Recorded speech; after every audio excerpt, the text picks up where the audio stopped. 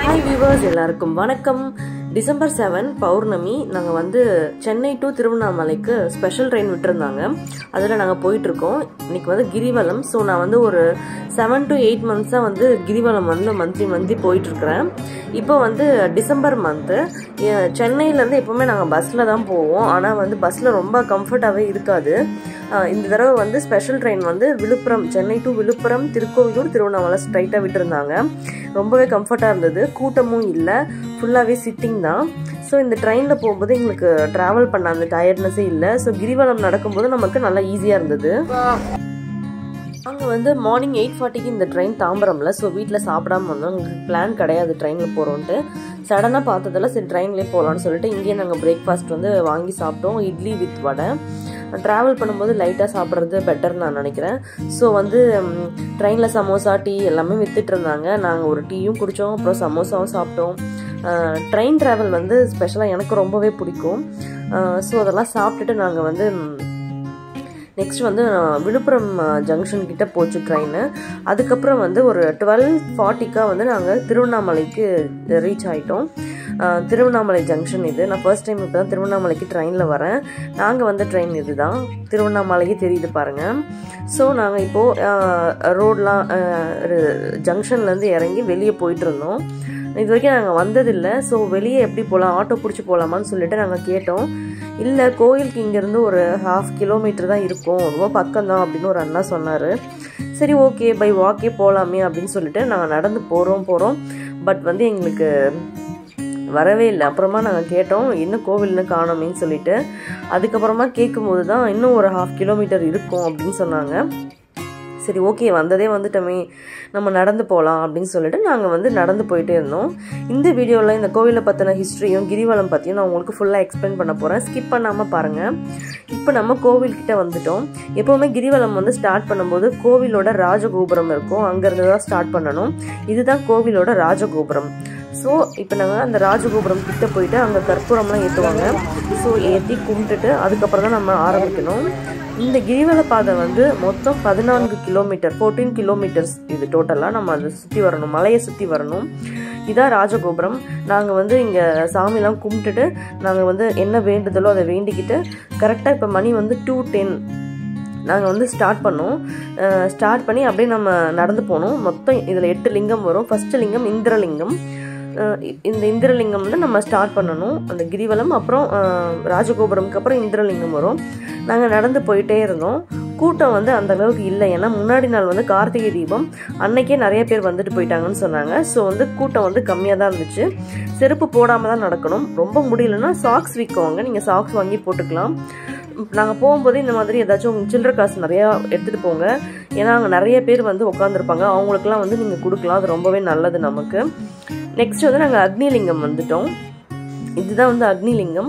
அந்தந்த லிங்கம் கிட்டேயும் ஒரு கோவில் இருக்கும். நம்ம கோவிலுக்குள்ளே போய் வழிபடணுனாலும் வழிபடலாம், வெளியே நின்று கும்பிட்டுக்கினாலும் கும்பிட்டுக்கலாம், அது உங்களோட விருப்பம்.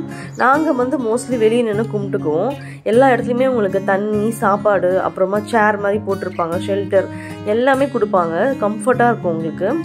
நாங்கள் வந்து நடந்து வந்துட்டே இருந்தோம். சரி சாப்பிட்றலான்னு பசிச்சுது, எங்கே சாப்பிட்லான்னு சொல்லிட்டு அங்கே இருக்க பக்கத்தில் லோக்கலில் இருப்பாங்கள்ல ஆட்டோ டிரைவர், இல்லைன்னா கடை வச்சுருக்காங்களே, அவங்க கேட்டாவே உங்களுக்கு நல்ல ஹோட்டல் சஜஸ்ட் பண்ணுவாங்க. நாங்கள் ஃபுல் மீல்ஸ் இந்த ஆகாஷ் சேஷ பவனில் சாப்பிட்டோம். இதுவுமே ஒரு ஆசிரமம் மாதிரி தான் இருந்துச்சு. நாங்கள் அவங்கள்ட்ட கேட்டோம், ஈவினிங் 4 o'clock தான் ஓப்பன் ஆகும் இது அப்படின்னு சொன்னாங்க. நாங்கள் அங்கே சாப்பிட்டதால எங்களுக்கு கொஞ்சம் உள்ளே விட்டாங்க. நாங்கள் ஃபுல்லாக சுற்றி பார்த்தோம். நல்லா அமைதியாக இருந்துச்சு இந்த பிளேஸ். அதுக்கப்புறம் நாங்கள் அங்கேருந்து அப்படியே வெளியே வந்துட்டோம். வழி ஃபுல்லாக உங்களுக்கு வந்து கடை தான் இருக்கும். ஆல்ரெடி கிரிவலம் போனவங்களுக்கு தெரியும். புதுசாக நீங்கள் பார்க்குறீங்கன்னா உங்களுக்காக நான் சொல்கிறேன். 2 சைட்லேயும் ஃபுல்லாக ஷாப்ஸ் இருக்கும். இந்த தடவை வந்து போலீஸ் செக்யூரிட்டி நிறையா இருந்துச்சு. பொதுமக்கள் கூடவே நடந்து வந்தாங்க. ஸோ போலீஸ் செக்யூரிட்டி எல்லாமே நிறையா இருந்துச்சு, ரொம்ப சேஃப்டியாகவும் இருந்துச்சு. நாங்கள் அப்படியே நடந்து போயிட்டே இருந்தோம். இப்போ வந்து எங்களுக்கு 3ஆவதாக வந்தது வந்து யமலிங்கம். இதுதான் வந்து 3rd லிங்கம். மொத்தம் 8 லிங்கங்கள் வரும். தமிழ்நாட்டில் இருக்கிற பஞ்சபூத சிவாலயங்களில் திருவண்ணாமலை வந்து அக்னிஸ்தலம். இந்த அண்ணாமலை இருக்கு இல்லையா, அந்த மலையை சுற்றி டோட்டலாக எண்கோண வடிவத்தில் 8 சிவலிங்கங்கள் இருக்கும். நம்ம அதை தான் பார்த்துட்டு வந்துட்டுருக்கோம். ஸோ நாங்கள் அப்படியே ஒரு ஃபர்ஸ்ட் ஆஃப் 8 kilometer நடந்து வந்துட்டே இருந்தோம். அப்படியே ரொம்ப டயர்டாக இருந்த மாதிரி இருந்துச்சு. சரின்னு ஒரு இளநீ வாங்கி குடித்தோம். இந்த மாதிரி நீங்கள் கிரிவலம் வரும்போது லைட்டான ஃபுட்டாக சாப்பிட்டுக்கணும். இப்போ வந்து நாங்கள் இளநீலாம் குடிச்சிட்டு அப்படியே நடந்து வந்துட்டு இருந்தோம். அந்த மாதிரி நிறைய பேர் இருப்பாங்க. நீங்கள் சில்லறை ஆல்ரெடி மாற்றி வச்சுக்கிட்டிங்கன்னா உங்களால் எவ்வளோ முடியுதோ அதை நீங்கள் போடலாம். இல்லைனா நம்மக்கிட்ட சேஞ்ச் இல்லைனா நம்மளால் முடியாது இல்லையா. லாஸ்ட் டைம் எங்கள்கிட்ட சுத்தமாக சேஞ்சே இல்லை. ஸோ இந்த தடவை பிளான் பண்ணி சேஞ்ச் எல்லாம் மாற்றி தான் நாங்கள் எடுத்துகிட்டு வந்தோம். ஸோ நாங்கள் அப்படியே எல்லாருக்கும் ஒருத்தவங்களாம் தானம் கொடுத்துட்டே வந்தோம். இந்த மாதிரி சைடில் வந்து ஷெல்டர் நிறைய கொடுத்துருப்பாங்க. உங்களுக்கு டயர்டாக இருந்துச்சுன்னா நீங்கள் அதில் உட்காந்துக்கலாம். கொஞ்சம் நேரம் ஓய்வு எடுத்துகிட்டு அதுக்கப்புறமா நீங்கள் நடந்து போகலாம். இந்த மாதிரி ஃபெசிலிட்டிஸ்லாம் பண்ணியிருக்கிறாங்க. நெக்ஸ்ட்டு வந்து இந்த கோவில், இந்த கிரிவலம் வரும் இல்லையா, ஆதி அண்ணாமலை, நேர் அண்ணாமலை, சந்திர சூரியலிங்கம், 16 விநாயகர் கோவில், 7 முருகன் கோவில், ஆதி காமாட்சி அம்மன் அப்படின்னு சொல்லிட்டு டோட்டலாக 99 கோவில் இருக்கும் இந்த கிரிவல பாதையில் மட்டும் நான் சொல்கிறேன். இதில் வந்து நிறையா ஆசிரமங்களும் இருக்குமே இந்த வழியில். நிறைய பேர் நடந்து போயிட்டே இருந்தாங்க. நான் ஃபர்ஸ்ட் டைம் இப்போ தான் பகலில் கிரிவலம் வரேன். மோஸ்ட்லி நாங்கள் நைட்டில் தான் போவோம்.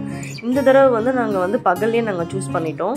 ஏன்னா எங்களுக்கு நெக்ஸ்ட் டே ஹஸ்பண்ட்க்கு ஆஃபீஸுன்றதுனால ரொம்ப கஷ்டமாக இருக்கும் அதனாலன்றதுனால. நடந்து வரும்போது இங்கே வந்து மான்லாம் இருந்துச்சு, புள்ளி மான்லாம்.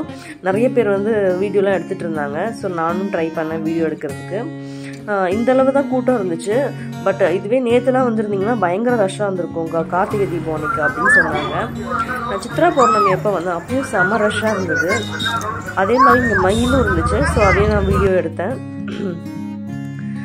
அதுக்கப்புறம் நடந்து போக போக ஒரு 8 கிலோமீட்டர்ஸ் தாண்டினதுக்கப்புறம் எனக்கு வந்து அப்படியே பாதம் ஃபுல்லாக லைட்டாக வலிக்க ஆரம்பிச்சிருச்சு. ஏதாவது சின்ன சின்ன கல் இருந்தாலும் பயங்கரமாக குத்த ஆரம்பிக்கும். அப்போ தான் ஒருத்தவங்களோட ஸ்டெமினா லெவல் வேறு இல்லையா. ஃபஸ்ட் டைம் நீங்கள் சுற்றும் போது தான் ரொம்ப கஷ்டமாக இருக்கும். போக போக நீங்கள் கிரிவலம் வரும்போது உங்களுக்கு அது பழகிடும். அந்தளவுக்கு உங்களுக்கு வந்து டஃப்பாக இருக்காது. இப்போ வந்து நம்ம நிருதிலிங்கம் வந்திருக்கிறோம். ஸோ 4வது லிங்கம் நம்ம வந்தாச்சு. 4வது லிங்கம் வரும்போது நீங்கள் ஆல்மோஸ்ட் ஒரு 8 கிலோமீட்டர்ஸ் கம்ப்ளீட் பண்ணியிருப்பீங்க. டோட்டலாக 14 கிலோமீட்டர்ஸ் இல்லையா. இது நீங்கள் வந்து 8 கிலோமீட்டர்ஸ் கம்ப்ளீட் பண்ணியிருப்பீங்க. இது வந்து நீங்கள் நடந்து வரும்போது வழியில் ஃபுல்லாகவே வந்து அந்த சாங் வந்து எல்லா இடத்துலையும் ஸ்பீக்கர் வச்சு ப்ளே ஆகிட்டே தான் இருக்கும்.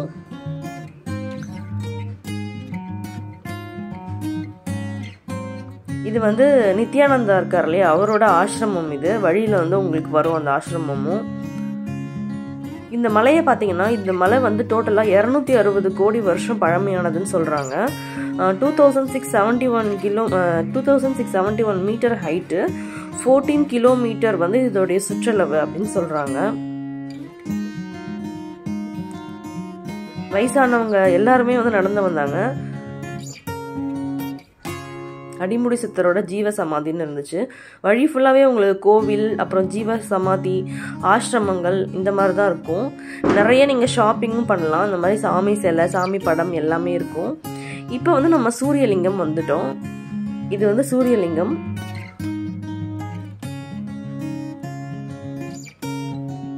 இந்த மாதிரி உங்களுக்கு போர்டு வந்து அங்கங்கே இருக்கும். இப்போ நீங்கள் எங்கே இருக்கிறீங்க அப்படின்றத காட்டுறதுக்கு, எத்தனை கிலோமீட்டர் வந்து நீங்கள் நடந்து வந்திருக்கீங்கன்றதுக்கான போர்டு எல்லா இடத்துலையும் இருக்கும். அதுக்கப்புறம் இது வந்து வருணலிங்கம். அதாவது நீங்கள் கிரிவலம் வரும்போது தண்ணி நிறைய குடிச்சிட்டே இருக்கணும். இன்னும் நம்ம நடந்துகிட்டே இருக்கோம் இல்லையா, டீஹைட்ரேட் ஆகாமல் இருக்கிறதுக்காக தண்ணி நிறையா குடிச்சிட்டே நடங்க. அது ரொம்பவே நல்லது. நீங்கள் என்ன வேண்டி நடக்கிறீங்களோ அதை மனசில் நினச்சிக்கிட்டு நமசிவாயன்னு சொல்லிட்டு நிறைய பேர் நடப்பாங்க. இல்லை ப்ளே பண்ணிக்குவாங்க பாட்டு. அங்கேயே பாட்டும் வந்து ஸ்பீக்கரில் ஓடிட்டே தான் இருக்கும் நமசிவாய சாங் வந்து. ஸோ வந்து அதை நினச்சி நீங்கள் நடக்கும்போது கண்டிப்பாக அது வந்து நிறைவேறும் அப்படின்னு சொல்லுவாங்க. நானுமே அதை பர்சனலாக ரொம்ப எக்ஸ்பீரியன்ஸ் பண்ணியிருக்கிறேன். ஸோ நீங்களும் போகணுன்னு ஆசைப்படுறீங்கன்னா கண்டிப்பாக இந்த வீடியோ உங்களுக்கு ஹெல்ப்ஃபுல்லாக இருக்கும்னு நான் நினைக்கிறேன். ஸோ கொஞ்ச நேரம் உட்காந்துட்டேன், ரொம்ப கால் விழிச்சுது. ஸோ மக்கள் எல்லோரும் வந்து நடந்து போயிட்டே இருந்தாங்க. இப்போ வந்து நல்லா கொஞ்சம் ஈவினிங் ஆகிடுச்சு, 6 o'clock ஆகிடுச்சு. இப்போ வந்து 6 o'clock வந்து ஷார்ப்பாக வந்து மலையில் வந்து தீபம் வந்து எங்களுக்கு தெரிஞ்சுது. எனக்கு தெரியல இப்போ தான் ஏற்றினாங்களா இல்லை ஆல்ரெடி நேற்று ஏற்றினதுலேயே கண்டினியூவாக எரிஞ்சிட்டு தான் இருக்கான்னு எனக்கு தெரியல. பட் பார்க்கும்போது இந்த 6 மணிக்கு தான் எங்களுக்கு அந்த தீபம் தெரிஞ்சுது. அதை பார்க்கும்போது ரொம்பவே வந்து சந்தோஷமாக இருந்தது. அந்த அண்ணாமலையார் சொல்கிறாங்க இல்லையா, அவரே வந்து கண்கூடா இருக்கிற மாதிரி அக்னிஸ்வரூபமாக. ஸோ பார்த்துட்டு கும்பிட்டுட்டு நடந்து திரும்பி போயிட்டே இருந்தோம். 2 o'clock நாங்கள் ஆரம்பித்தோம். இப்போ 6 o'clock ஆகிடுச்சு. நீங்கள் எங்கேயுமே உட்காரல, நல்லா நடக்கிறவங்களா இருந்தீங்கன்னா 3 to 4 ஹவர்ஸ்லேயே முடிச்சிடலாம். நாங்கள் நடுவில் லஞ்சுக்கு அப்புறம் ஒரு சில இடத்துல உட்காந்துட்டோம். அதனால நாங்கள் ரொம்ப ஸ்லோவாக தான் நடந்தோம், வேகமாக நடந்தோம்னு சொல்ல முடியாது. இந்த மாதிரி வயசானவங்களாம் வந்து இதுக்குனே உங்களால் வெறும் காலில் நடக்க முடியலாம், ஒரு ஸ்லிப்பர் தனியாக வச்சுக்கலாம். அதை இந்த கிரிவலத்துக்காக மட்டுமே யூஸ் பண்ணுறாங்க சில பேர், வேற எங்கேயும் போட்டு நடக்க மாட்டாங்க. அந்த மாதிரி நீங்கள் வந்து பண்ணலாம். இங்கே பாருங்கள் மேலே தெரியுது அந்த தீபம், திருவண்ணாமலையில் ஏற்றிருக்க தீபம் தெரிஞ்சுது. அப்புறம் சப்போட்டா வித்துட்டு இருந்தாங்க. அப்புறம் என் ஹஸ்பண்ட்க்கு சப்போட்டானா ரொம்ப பிடிக்கும், சரி வாங்கி சாப்பிட்டுட்டு போயிட்டே இருந்தோம். இந்த இடத்துல வந்து எல்லாருமே வந்து கற்பூரம் ஏற்றுவாங்க. அங்கே வந்து நாங்களும் கற்பூரம் ஏற்றிட்டு தீபத்தை கும்பிட்டுட்டு நிலாவும் தெரிஞ்சுது, அதையும் கும்பிட்டுட்டு நடந்து வந்துட்டே இருந்தோம். இப்போ நம்ம கிட்ட வந்துட்டோம் ஆல்மோஸ்ட்டு. ஸோ நடந்து வரும்போது கோவில் கோபுரம் தெரியுது பாருங்கள். ஃபுல்லாகவே வந்து கார்த்திகை மாதம்ன்றதுனால டெக்கரேட் பண்ணியிருந்தாங்க, லைட்டிங்ஸ்லாம் வச்சு பயங்கரமாக நல்லா இருந்துச்சு பார்க்குறதுக்கே. இப்போ வந்து நம்ம கோயில் கிட்ட போகிறோம், அதனால கொஞ்சம் ரஷ்ஷாக க்ரௌடாக இருக்கும்.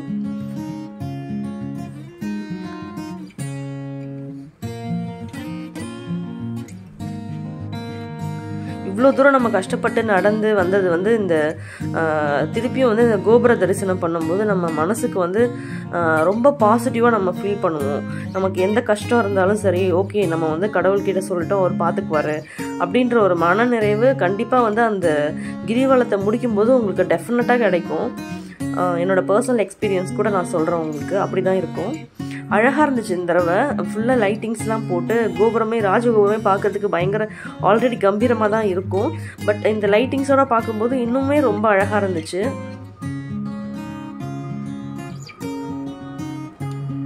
இந்த சிவான்னு எழுதியிருக்கோம், இதுதான் ராஜகோபுரம். ராஜகோபுரம் இந்த சென்ஸ் இது வந்து கிழக்கு டைரக்ஷனில் இருக்கிற கோபுரம் தான் ராஜகோபுரம். ஸோ நாங்கள் வந்து சாமியெல்லாம் கும்பிட்டுட்டு அதுக்கப்புறம் வந்து வேண்டுதல் எதாவது இருந்துச்சிங்கன்னா கண்டிப்பாக அதையும் சொல்லிவிட்டு இந்த கிரிவலத்தை வந்து எங்களை சக்ஸஸ்ஃபுல்லாக நடக்க வச்சதுக்கு ரொம்ப நன்றின்னு சொல்லிட்டு நம்ம வந்து அங்கேருந்து கிளம்பிடலாம். கிரிவலத்தை நாங்கள் வந்து ஆல்மோஸ்ட் ஒரு 7 o'clock நாங்கள் முடிச்சிட்டோம். 2 to 7 5 hours ஆச்சு எங்களுக்கு. ஓகே டின்னர் சாப்பிட்டு நம்ம வந்து சென்னை கிளம்பலாம் அப்படி சொல்லிட்டு என் ஹஸ்பண்ட் வந்து இட்லி சாப்பிட்டாரு, நான் வந்து கீ ரோஸ்ட்டு சாப்பிட்டேன். எனக்கு கீ ரோஸ்ட்டுனா ரொம்பவே பிடிக்கும். அது ஃபஸ்ட்டு நான் ஹோட்டலில் சாப்பிடும்போது கோன் ஷேப்பில் எடுத்துகிட்டு வந்து கொடுத்தாங்க. ஸோ அதுலேருந்து என்னவோ நான் எப்போ ஹோட்டல் பண்ணாலும் நான் வந்து டிஃபன் சாப்பிட்றதா இருந்தால் கீ ரோஸ்ட்டு தான் மோஸ்ட்லி ப்ரிஃபர் பண்ணுவேன். நாங்கள் அங்கேருந்து சாப்பிட்டுட்டு, ஆனால் ரிட்டன் எங்களுக்கு ட்ரெயின் டைமிங் செட் ஆகலை. ஸோ நாங்கள் பஸ்லேயே கிளம்பி சென்னைக்கு வந்து மிட்-நைட் 1 மணிக்கு வந்தோம். அதாவது December 8 morning 1 o'clock, early morning night 1 o'clock வந்துட்டோம். அங்கே வந்து ரேப்பிடோ புக் பண்ணி அதுக்கப்புறம் நாங்கள் வந்து எங்கள் வீட்டுக்கு வந்துட்டு நல்லா ரெஸ்ட் எடுத்தோம். ரொம்பவே நிம்மதியாக இருந்தது. தேங்க்யூ.